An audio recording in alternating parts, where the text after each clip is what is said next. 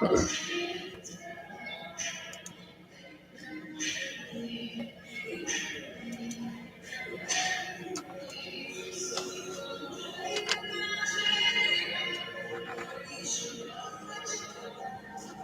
number 2 of the East Region. The first round of the East Region. Women's Division 2 women's basketball game. We have Chestnut Hill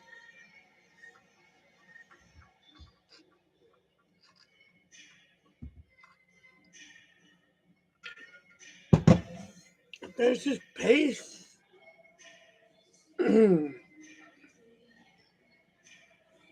Winner will play the University of the Sciences in the next round. Oh, will it be? Will it be? There will be.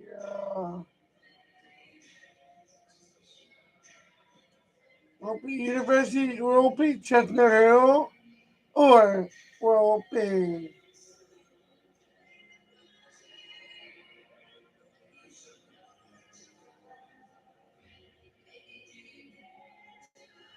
Pace.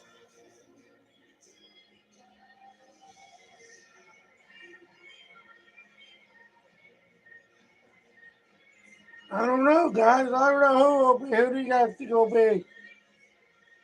We got Chestnut Hill. We got Pace.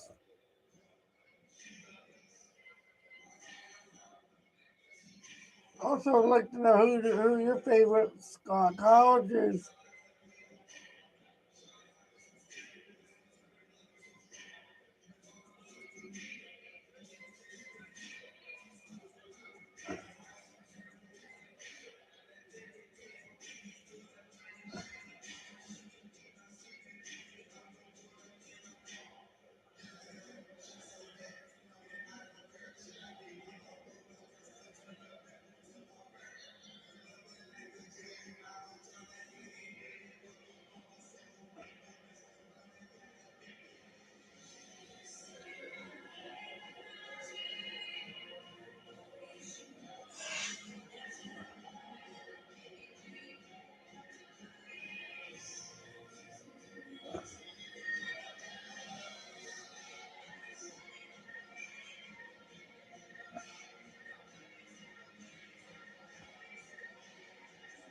Got pretty good gate going here.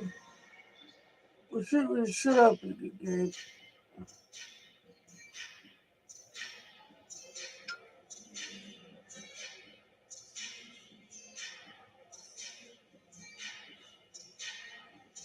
Love you, sister.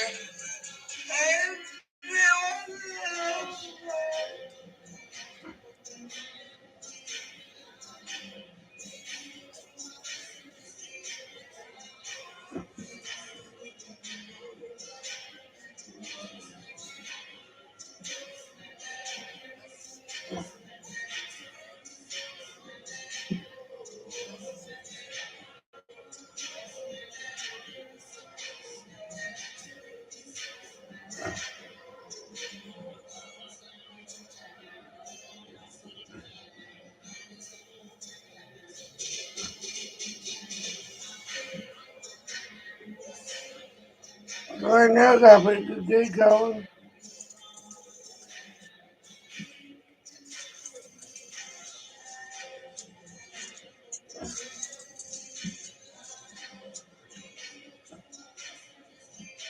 I believe it's a pretty good gate. Pace versus let's see what the score is. I think it's a pretty good game ahead of time.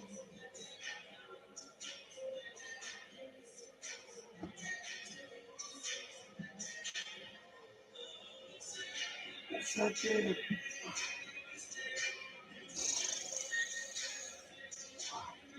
This is the winner of this place. Chestnut Hill plays New Sciences tomorrow night in the semifinals. Going in the next round. Wow, there's a good game. Pace is up 29-25.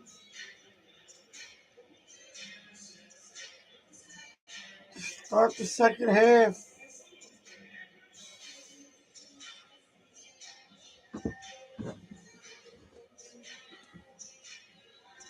Oh no, I didn't even realize what time.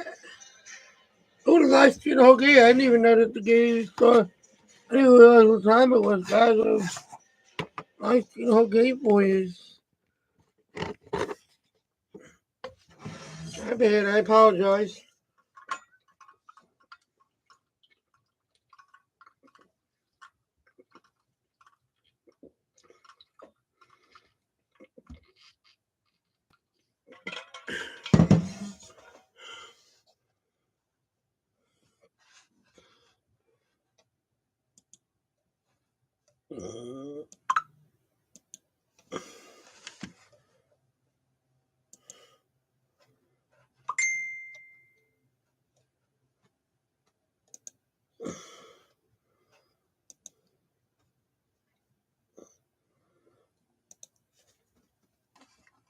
I'm hoping everything's ready to go.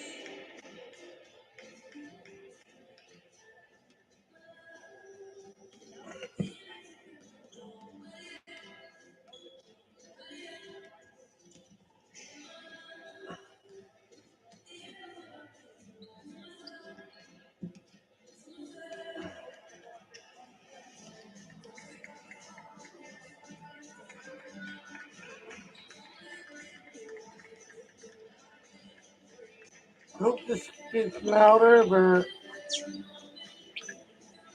to do well.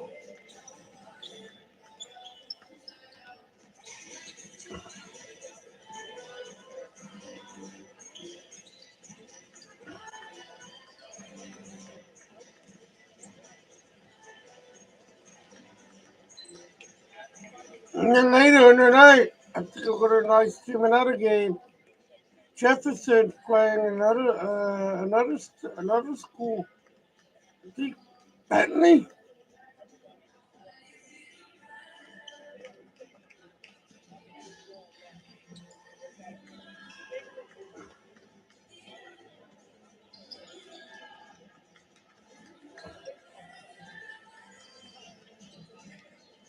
I think Jefferson's playing Bentley later tonight at 7:30.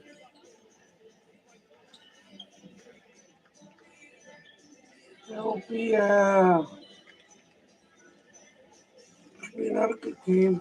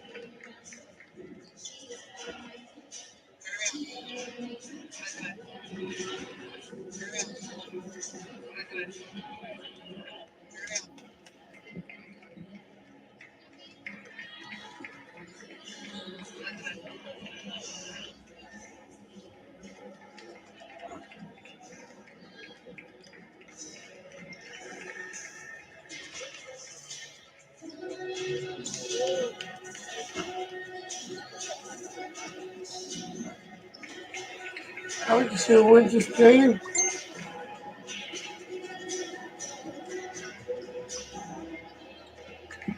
And welcome back inside the Stan Sparrow Fieldhouse. Justin McIsaac along with Steve Zerdelian. And right now it's a 4-point lead for the number 7 seed Pace Setters over the number 2 seed Chestnut Hill Griffins. What do you think the Griffins have to do, Steve, in the second half to kind of turn things around? I don't think they played bad. I thought Pace just played a little bit better.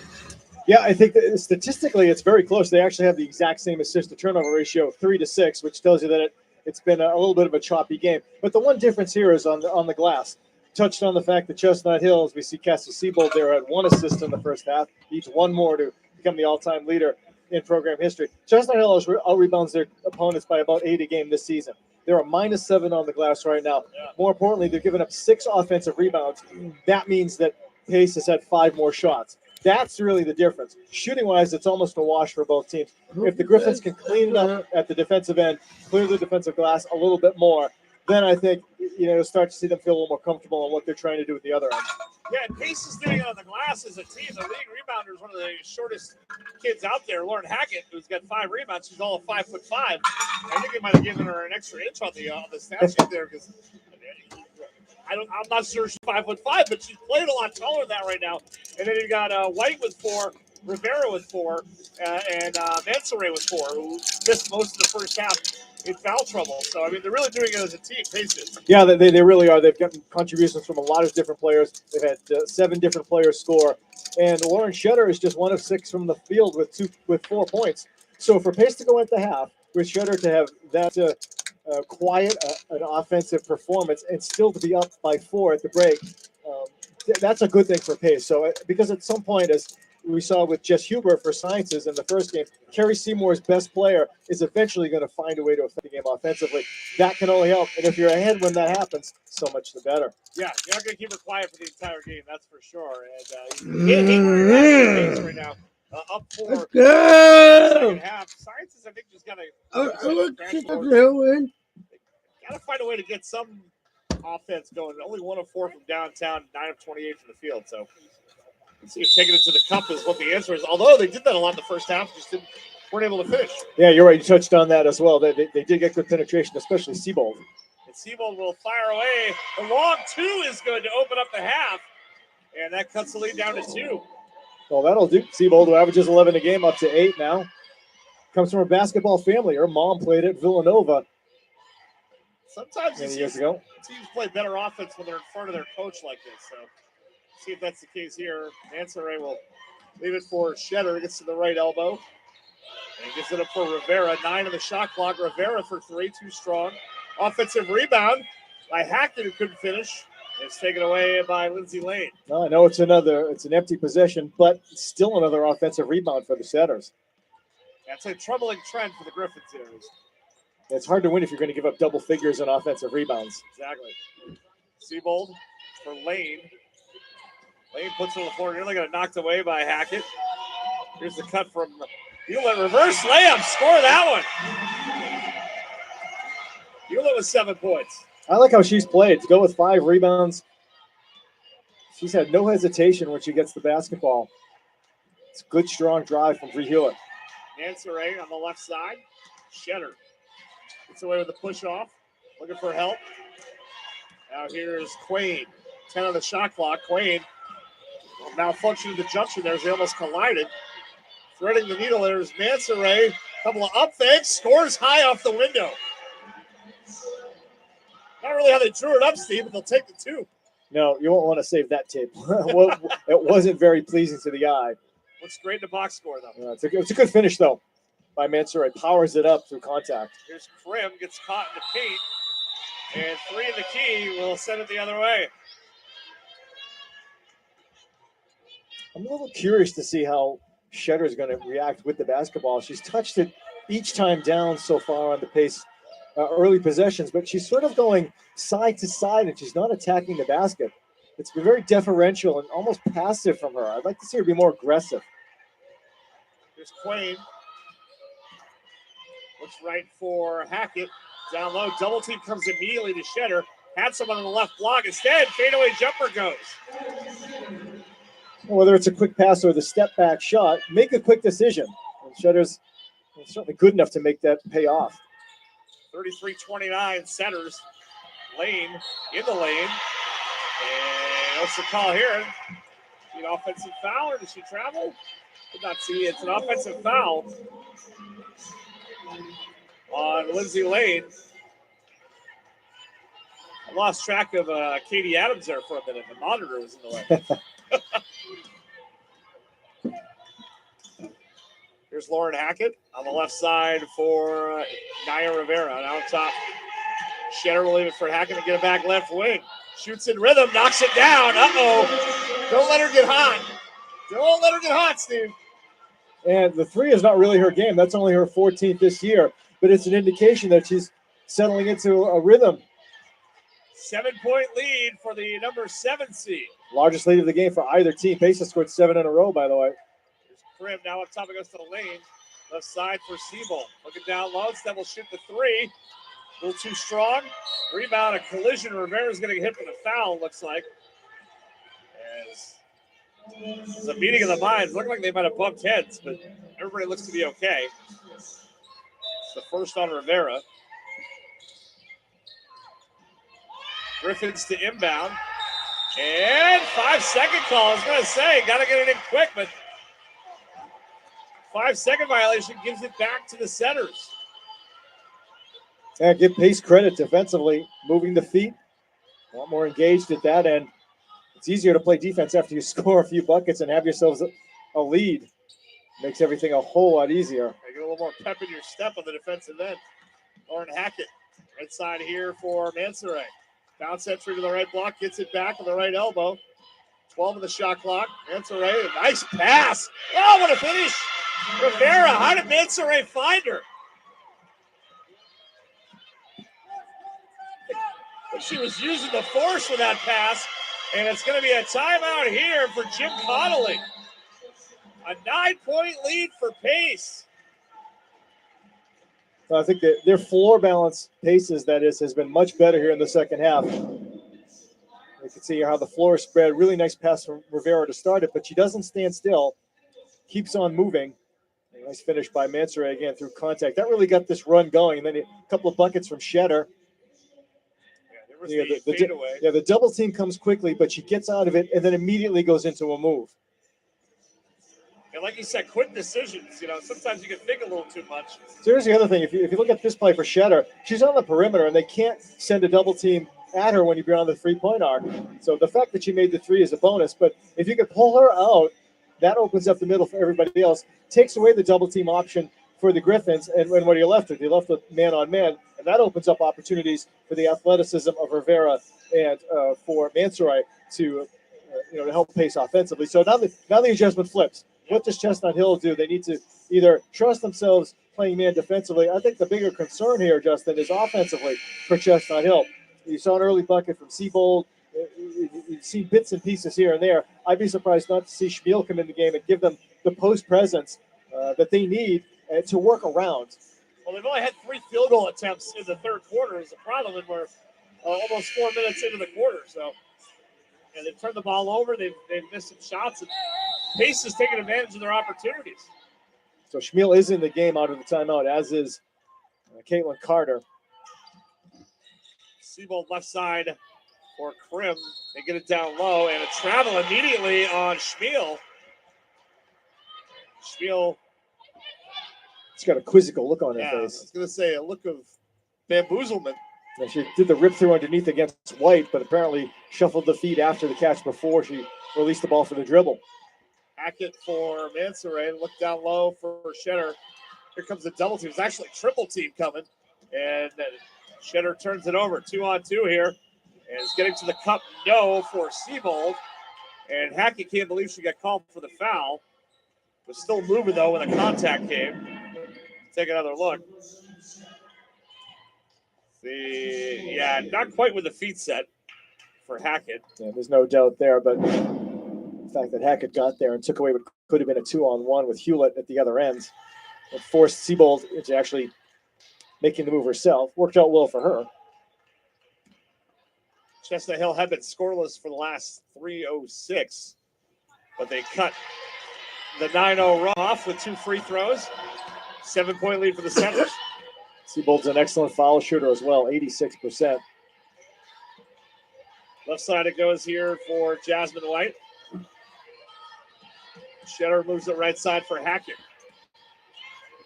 13 on the shot clock. Cat Mansoray. Crossover, gets to the paint. Double team comes, puts it up over it. No good. A tie up, and the ball will belong to Pace on the jump ball.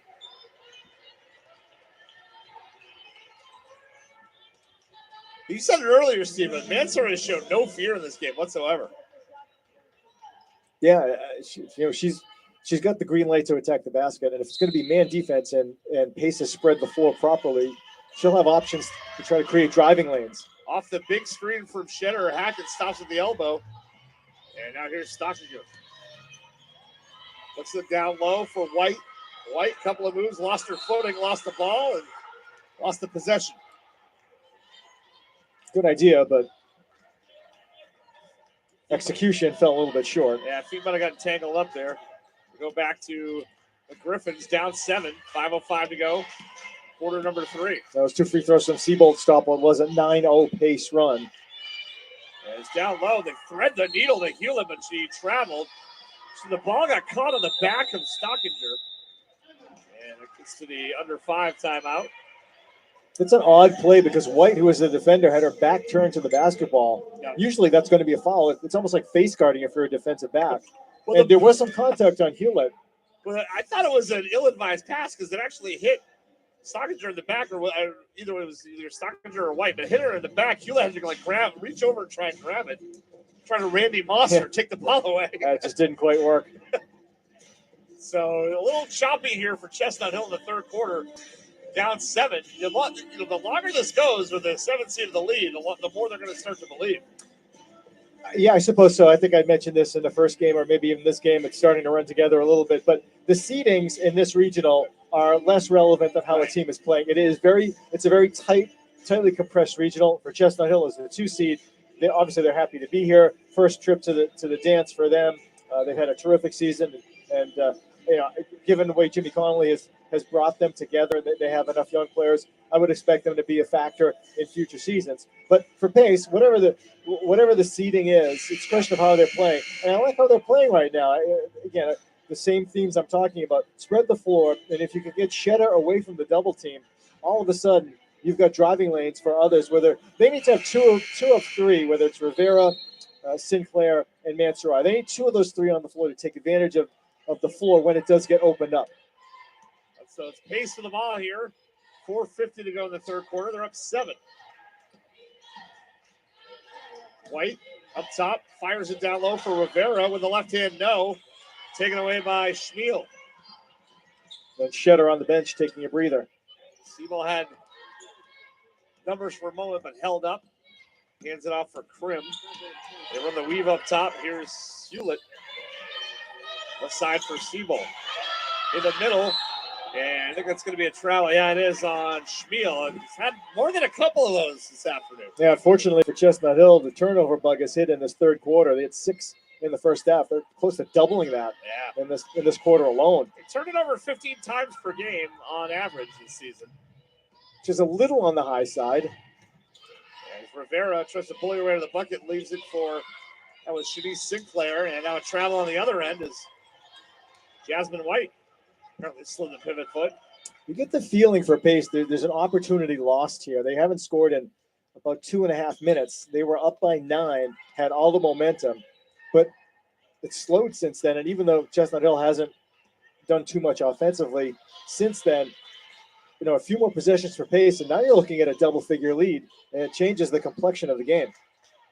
Right elbow jumper is short for Schmiel. Gets her own rebound, and that one's no good. Sinclair comes away with it. Up ahead for Quain. Sinclair loses it for White. Down low for Rivera. Pass deflected, but somehow finds Stockinger, who misses the 3. Sinclair battling for the rebound, but it's taken away by Siebold. Cassie Siebold up ahead. Drives, got her shot rejected, but a foul is called. And Siebold's going to head to the line. If you haven't seen Siebold play before, this is a pretty good look at how she is. It's full speed ahead, straight to the hoop, not messing around, forcing the defense to react. Yeah, got the hand after the block did Naya Rivera. So Siebold at the line with 2. She's got 10 points tonight. And another point guard who can score with a good assist to turnover ratio. Not quite as good as Hackett, but still, it's more than 1.5 to 1. And given her scoring responsibilities, she's a fun player to watch. Second one is good as well. Cuts the lead to 5. And Hastings a bucket here. Scoreless from the last 3 minutes in this third quarter. And Siebold has 6 of the 8 Chestnut Hill points in this quarter. She needs help. Left side, Hackett directing traffic. Here's Shetter. She'll back it out. 13 to shoot. Hackett left side. Drives. Tries to thread the needle underneath, but it goes off the hands of Tower Lord. And it'll go back to the Griffins. Hackett can almost be too fast for her teammates. In other words, she gets to those spots quickly, and Lord really didn't rotate quickly enough to the spot to be available to make the catch. Hewlett drives, flips it up, scored the foul. Hewlett, good first move, quick first step there. And that's 3 on Shetter. Take another look. Yeah, ball faked left, went right. Shetter gave the foul and was incredulous afterwards. Yeah, but she's the one who got off balance. Just that little shimmy underneath by Hewlett as she got into the move. And knocks down the freebie. All of a sudden,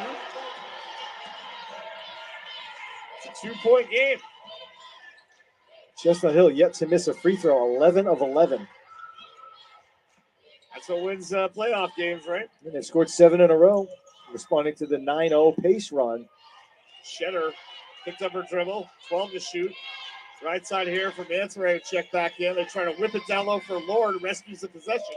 5 of the shot clock. Shetter leads into the 3 and knocks it down. And a 30-second timeout taken by Carrie Seymour. Not how Carrie Seymour drew it up, but they're going to take it. No, shot clock was running down. It was at about four. Shetter knew she had to take the shot. Sometimes you're in a better position when you know you have to shoot it. It's just get it and shoot. No thought process. Just get into my shot. And Shetter now making a couple of threes in this half.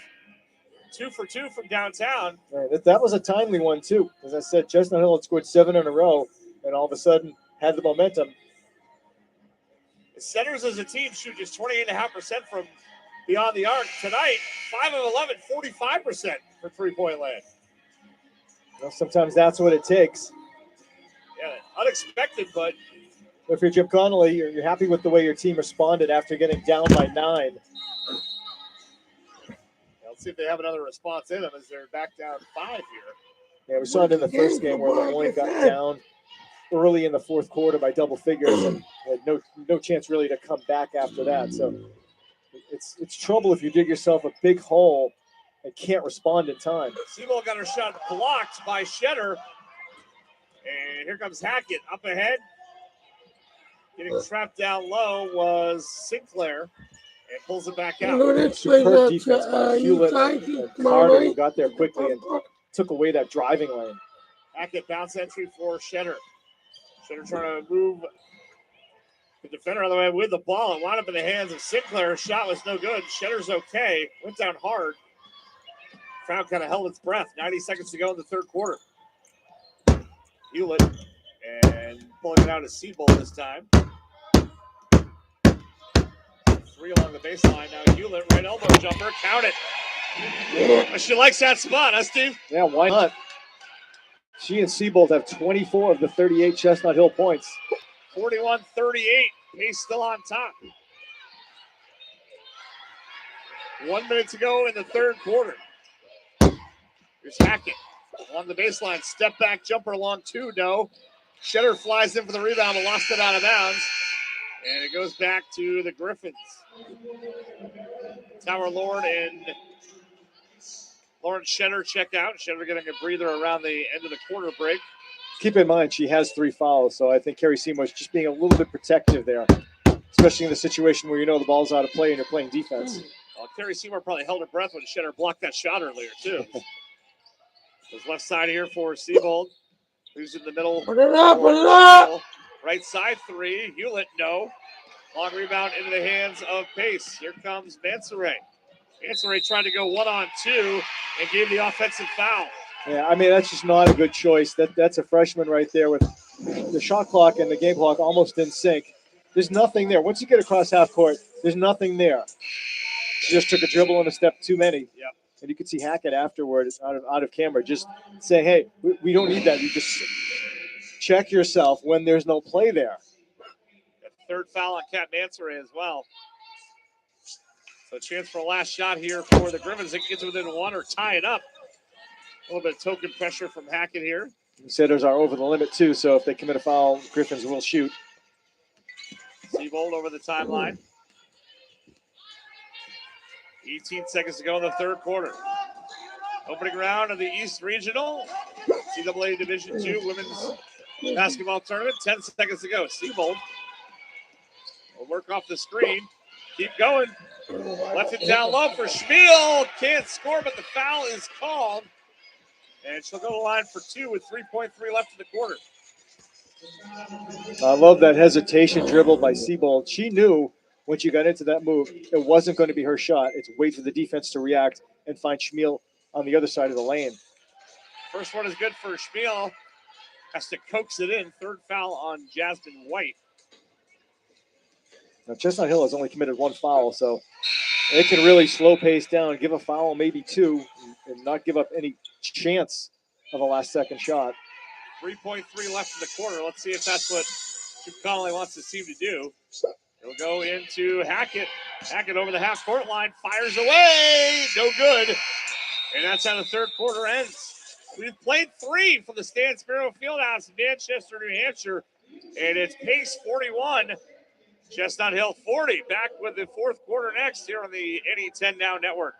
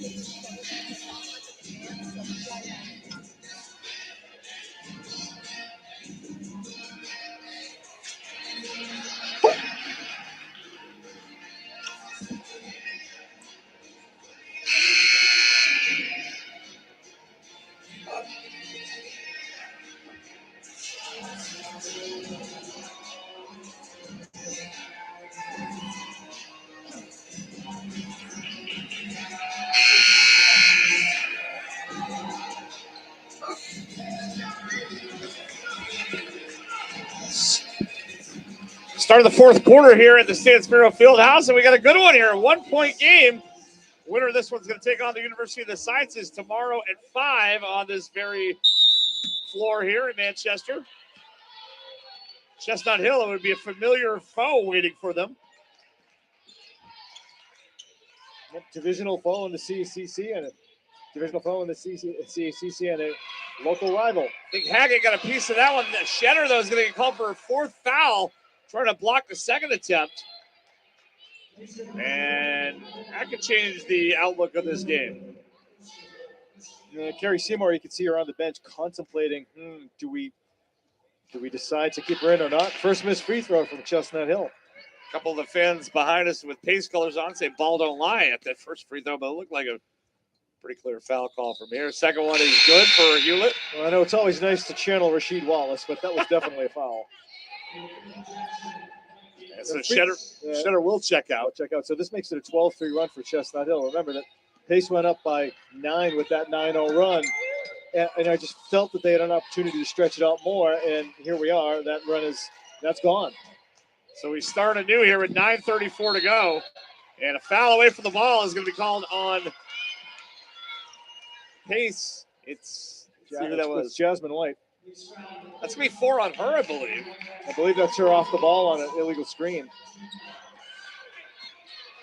So the wheel's coming off a little bit here for Pace. 4 fouls on Jasmine White now. You also don't want to get yourself into early foul trouble and give Chestnut Hill a chance to get to the free throw line where they've been at 2 in the almost, quarter here. Yeah, almost perfect. As they go down low for Schmiel. Schmiel goes up, no. Good defense by White not to give the 5th foul. Chased down and saved. And kept in play. Rivera comes away with it, though. Off the scramble. Now White protects the ball and gets fouled by Siebold. She's a menace defensively, Cassie Siebold. A good recovery there by Pace that time. Rivera quickly did that loose ball that ensured that the setters kept possession. I say this affectionately. On defense, she's like a bed bug, impossible to get rid of. Irritating all the time. Yeah, that's right. White up top. Guarded by Schmiel. Now right side it goes for Sinclair. Sinclair gets to the left block. Kicks it out up top for Quain. 10 to shoot. White, bounce entry. Rivera went off her knees. Spun to the floor. Looking for a foul call. None coming. Here come the Griffins. Tied at 41. 8.5 to go in the 4th quarter. Left elbow. It's Hewlett. Up top here for Siebold for 3. Yes! Retakes the lead for the Griffins.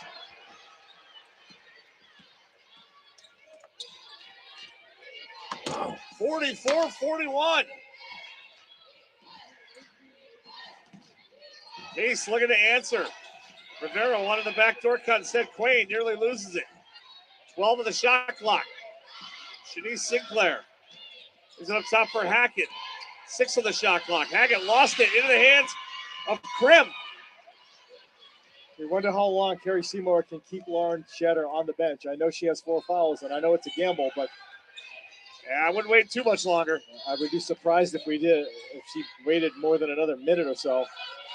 Left side it goes here for Krim. Krim tries to take Quain off the dribble. 10 to shoot, nearly lost it.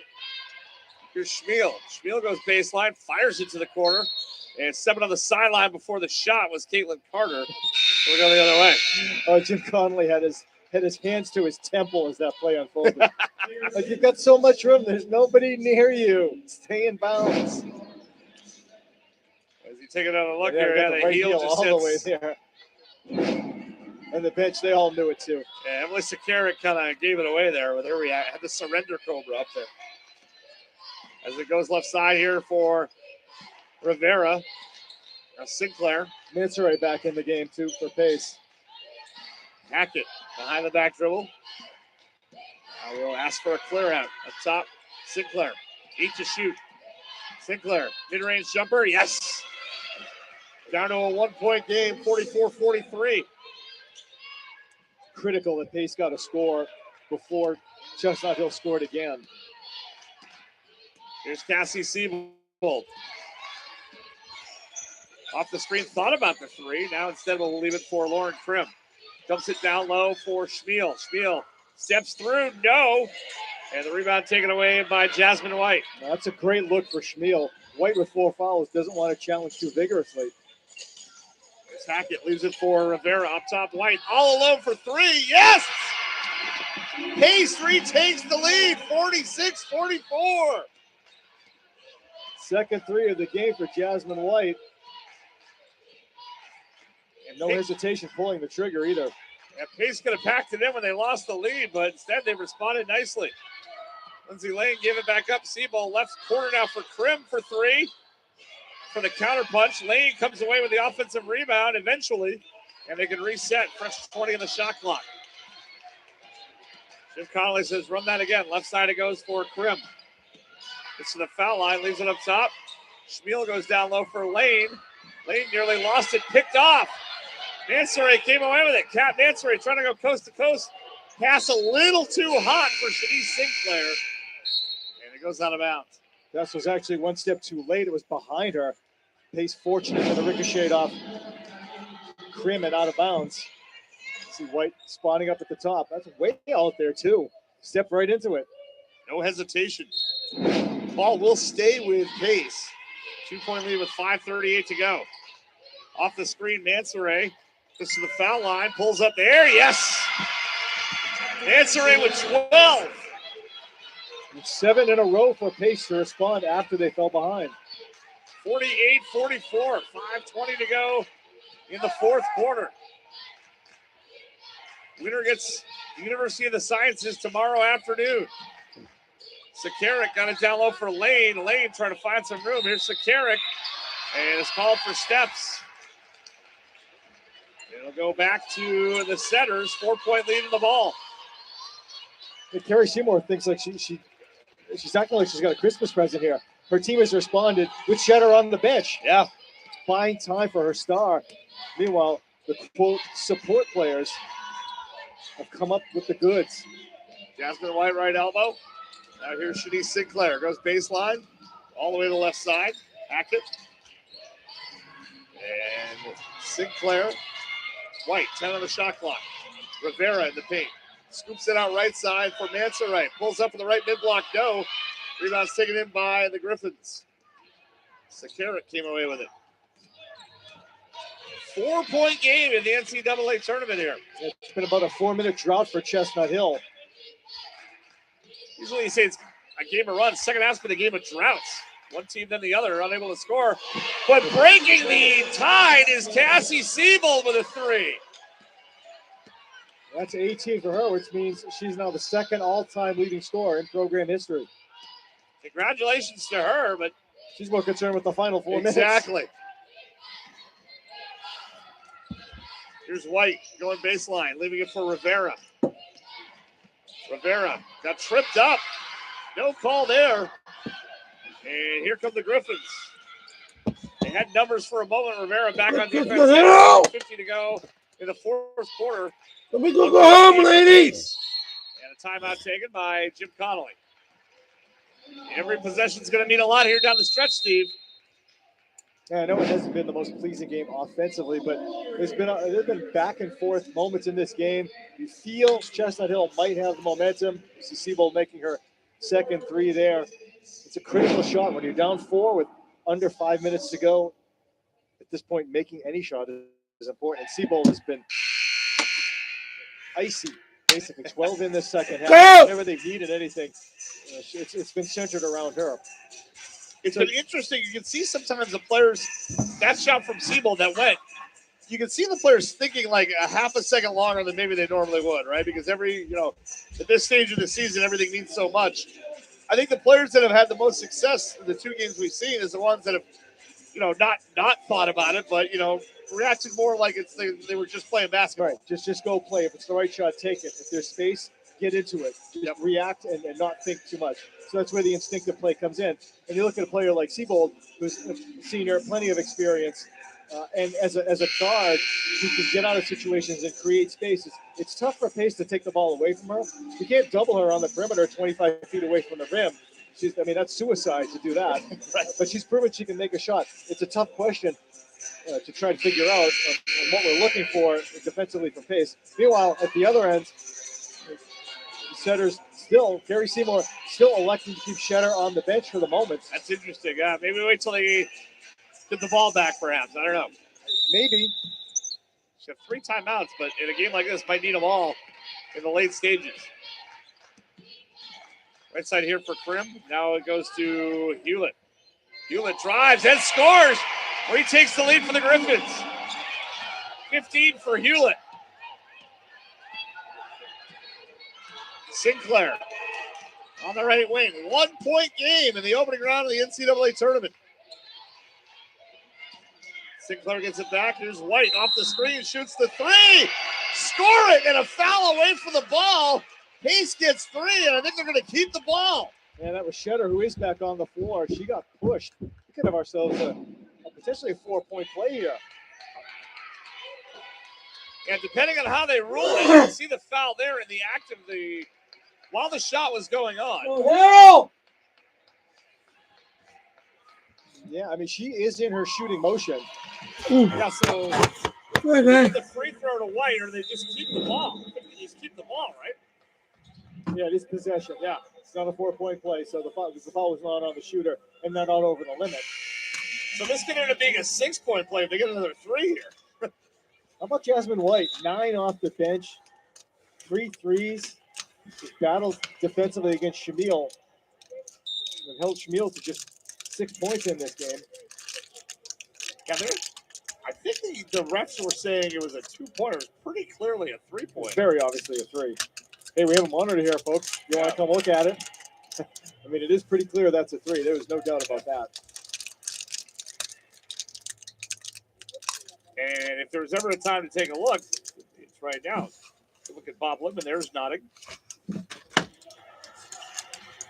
think they might just be getting everything straight. And yeah, they've kept it as a 3, so that's good. Just served as it goes into Sinclair.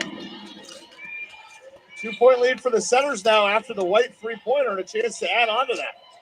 Here's Shetter, and that's going to be the night for Shetter. She gets called for the offensive foul. I don't know if I agree with that one. Let's give credit to the defender. Was it Carter who got there? I think so.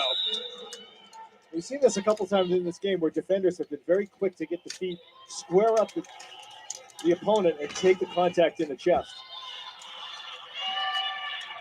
So it goes back to the Griffins, and now Lauren Shetter, the leading scorer for pace of the season, is out. Not the leading scorer tonight, but overall this season. Hewlett off the screen. Rivera hits the deck again. No call either way, but Pace comes away with it. That was very awkward. Go Hill! Hurt on that. Yeah, good players in compromising positions. But again, defensively, White doing the job against Schmiel, making it tough. Not picking up the 5th foul as well. And there's going to be a foul on Schmiel. And she ran over Rivera. Rivera finally draws that call she's been looking for. Not much doubt about that. It's been physical out there for sure. Right. Officially, I think it's done a good job of allowing enough physical play while calling some obvious ones. And now they're going to call Sinclair. She ran through the sophomore from Philadelphia, Caitlin Carter. The players have to adjust to the officials. They have been calling that if you're going to run through somebody, you're going to get called for the foul. So you don't have to do that. There are ways to avoid that. Yeah, that was pretty obvious. Hewlett for 3, no. Offensive rebound, and Schmiel's able to score. And we're tied at 51. Nothing decided with 2.25 minutes to go. Yeah, a couple of setters there. A little miscommunication. The ball just pops free. Schmiel more than happy to pick it up and lay it in. Mansoret for Rivera. 2 minutes to go in the 4th quarter. Now here's Sinclair. Gets to the bucket and scores off the window. Big bucket for Shanice Sinclair. And touch foul here called on Hackett. As Hackett saying, hey, I was getting the forearm, but the foul is called. That puts them over the limit, too. Take another look. Sinclair behind the back dribble, gets to the bucket. It's a nice finish, too, by Sinclair. Scores off the window as first free throw is off the mark for Siebold. She made her first 4 free throws today. Untimely miss. Second one for Siebold coming up. And that's going to make it a 1-point game. Back into the game comes Lindsay Lane. And Emily Schmiel checks out. And here comes Ariana Stockinger for pace. And Jasmine White will get a breather. Schmiel on the bench. Don't know that I go without White for too long here. Well, she does provide the perimeter threat. Of course, defensively, if Schmiel's not on the floor, I'm not sure where you go with her because Hewlett can play on the perimeter. 15 on the shot clock. Here's Sinclair. Left side, Hackett. 10 to shoot. Hackett behind the back. Step back. Left-handed jumper off the mark. And the rebound goes to Hewlett. 1-point deficit for the Griffins. Chestnut Hill trying to advance and face off against a familiar foe tomorrow evening. University of Sciences waiting for the winner of this one. Handoff for Siebold. Drives. Flips it out the window. No. Stockinger with the rebound. 1 minute to go in the opening round of the NCAA tournament. A 1-point lead for Pace. Senators have to find a way to get some penetration inside the defense on this trip. They got none of it last time, and it was a wasted trip down court. A bit of a small lineup out there for Pace right now as well. Rivera kind of got caught up in the trees there. And a foul's going to be called on Sinclair away from the ball, I think. Yeah, this is 2 trips in a row where they haven't gone anywhere. They've gone east-west and not north-south. I mean, there's a chance to turn the corner there and go hard to the basket, but Sinclair didn't do it, and gets called for that. And he could have called the foul on Chestnut Hill on the previous part of that play for contact off the ball. So, I mean, so now for Pace, it's a question of having to defend. Yeah. 3 fouls on Sinclair. Yeah, Pace got to get a stop here, and then probably, and then that's a big free throws after that because Chestnut Hill would probably be forced to foul. Pace able to get a stop. That foul twice though because now the centers aren't in the bonus yet. Right, but the good part is you can be aggressive and try to get a turnover, knowing that you still would have to give one more to get to the bonus. But they have an opportunity to stretch this game up. Pace hasn't taken many free throws. They're 4 or 5. They haven't taken a free throw in the second half. Yeah. And you take a free throw now, you can feel it. There's going to be a lot of pressure on those free throws. Yeah, the ball's a little heavier in the exactly. under a minute to go on the fourth And it feels quarter. a little bigger, and the rim feels just a little bit smaller. So the first part of business at hand here for Chip Connolly's team is get a good shot. Right. You know, they've been fairly consistent and getting good penetration. Certainly you're looking for Siebold and Hewlett, who have by far been their 2 best offensive players, to get touches and try to create something here. Carter to inbound. Gets it into Lane. Lane hands it off for Siebold. Lost the handle. Loose ball. Picked up by the centers. And Sinclair in the backcourt will get fouled. One more foul to give for, or that was the last foul to give, I should say. One more foul to put Pace at the line for the Griffins. And so now the shot clock is off. Siebold's smart enough to know that if we can't get a turnover or get a foul, we've got to do it right away. So, now they know, okay, the question is, you'll get a trap. You've got enough time to try to get a trap, maybe get a turnover. And if you don't get it, you've got to give a foul. So who do you want to foul? That's sort of the question. Kind of target who you might want to foul. Probably Naya Rivera, who is just a 59.7% free throw shooter. Jasmine White wouldn't be a bad idea either, 66.7%. Everybody else shoots free throws pretty well on this Pace team. Yeah, I'm doubting that White's going to be on the floor. You're talking about needing to keep possession of the basketball. So looking for smaller, quicker players to get open and to stay low and not take a chance on a turnover, or at least as much as you've done so far. Gary Seymour's been in this situation countless times. It was exactly what she wants her team to do. And if they do end up winning this game, Justin, you have to give her credit for juggling the foul trouble of Lauren Shetter. Oh, sure. And finding a way with the other pieces that have been, as I said early in the game, they've largely been complementary. Well, today, they've been primary. Exactly. I would imagine you want to get the ball to Lauren Hackett, who's only shot 1 free throw tonight, but for the season, 76%, a little under that from the line for the season. Rivera to inbound, and they get it into, Nansere, who gets fouled.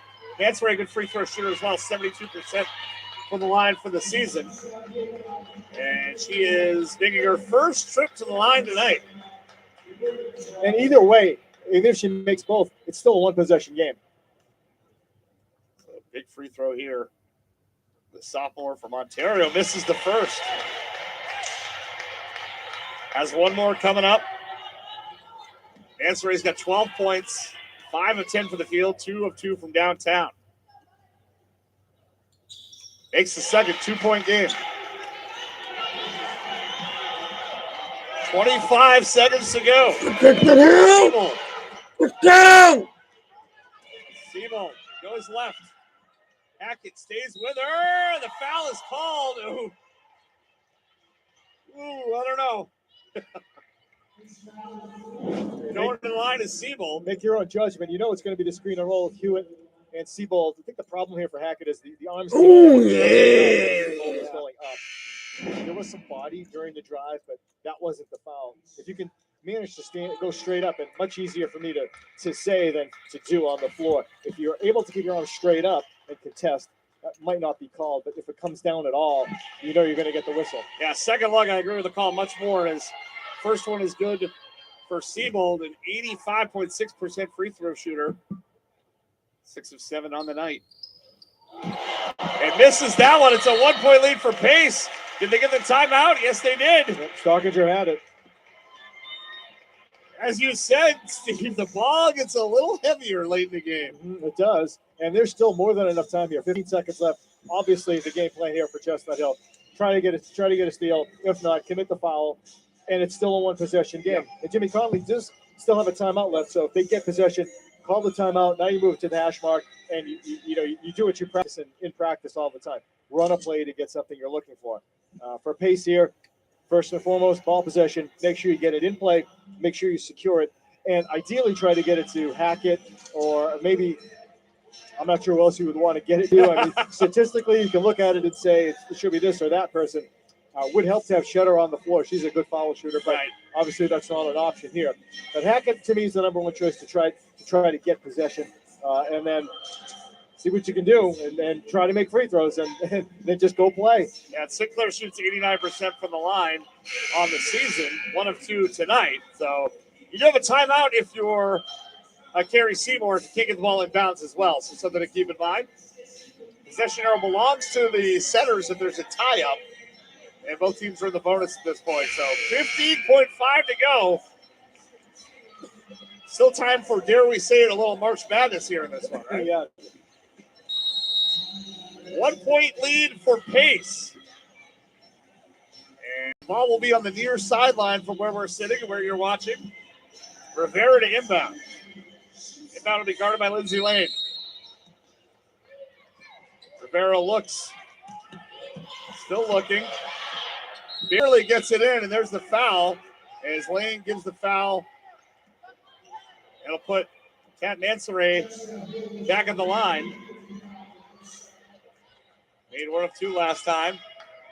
Only a second came off the clock there is the good news for the Griffins. Yeah, Rivera was running out of time. Yeah. She had to find somebody. Mansoray's first is good. Can't make 2 until you make 1.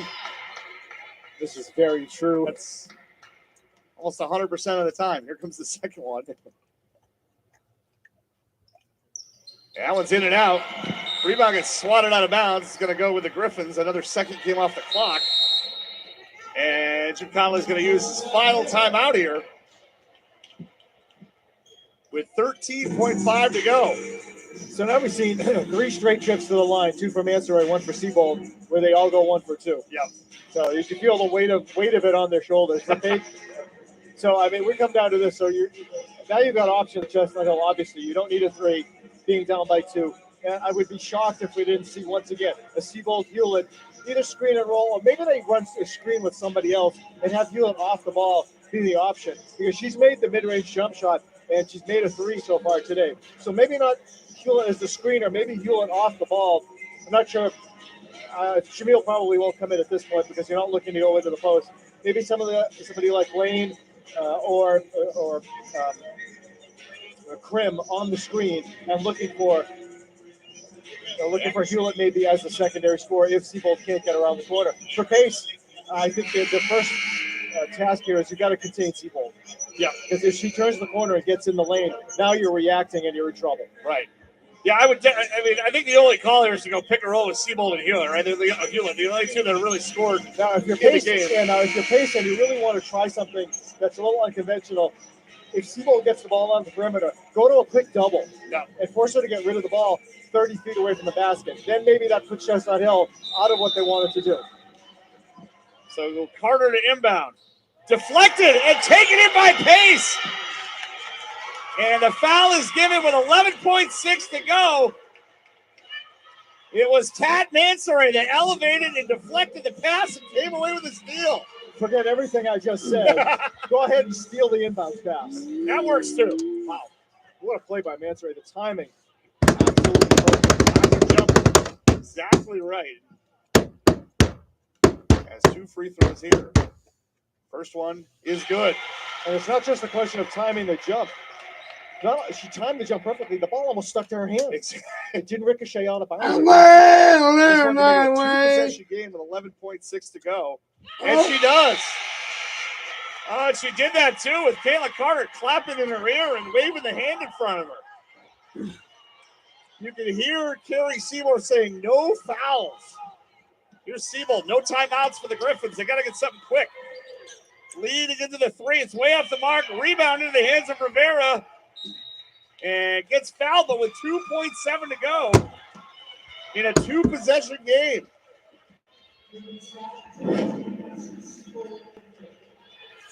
Well, Chestnut Hill was in a tough spot there. It wasn't a great shot, but they needed Cadell a had good a good shot. season. And I feel bad for Seabold. He's been so good I today. made the ball to the big river And for Rivera, this we're time. taking another look at the steal here. Rivera's going to shoot the first one. That's a fantastic play. First one Yeah. is good, Rivera. I'm not sure what the rest of this regional is going to look like, but that's already a candidate player. What? Absolutely. Second one here, it's going to be academic, as that one's good. Rivera hits them I both. don't want to talk about. Abby Spratt back into the game with 2.7 to go in a 6-point game. Pace is going to keep on playing. Well, again, discounting last year's regional, the debutante loses again. It's been almost 2 decades since a first-timer has won. Same here. Pace your winner. The Pace Setters are moving on to Saturday night, 5 o'clock. They'll take on the University of the Sciences here at the Stansboro Fieldhouse in Manchester. Well, this is a pretty, started off slow, turned into a pretty darn good ball game, Steve. Yeah, this was a good game. There's a lot to dig into and chew on this one when we're talking about supporting players for Pace, playing really well, and